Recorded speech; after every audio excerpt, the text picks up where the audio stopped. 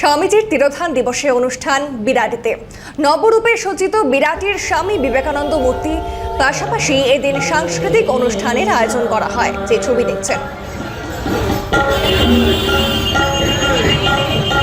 নবরূপে সজ্জিত বিরাটির স্বামী বিবেকানন্দের মূর্তি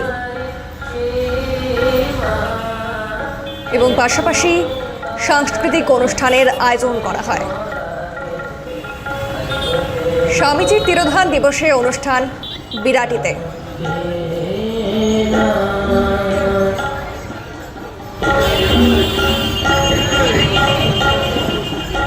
সংগঠনের সংঘ সম্পাদক এবং সভাপতি কি বলছেন শোনাবো।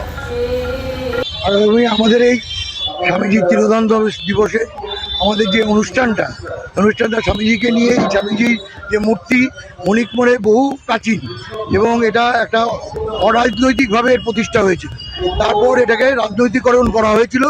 সেই রাজনৈতিকরণকে আবার ভেঙে দিয়ে আমরা এটা আবার অরাজনৈতিকভাবে এর পুনঃপ্রতিষ্ঠা করলাম এবং এর মাথার উপর একটা ছাতা লাগিয়ে ওনাকে সম্মান জানিয়ে আজকে আমাদের অনুষ্ঠান করছি।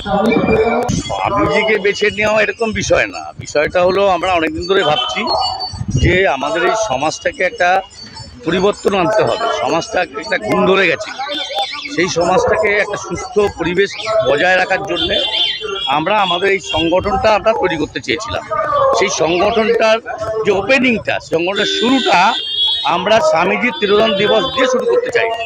সেই জন্যেই ওনার তিরোধান দিবসটাকে বেছে নিয়েছি।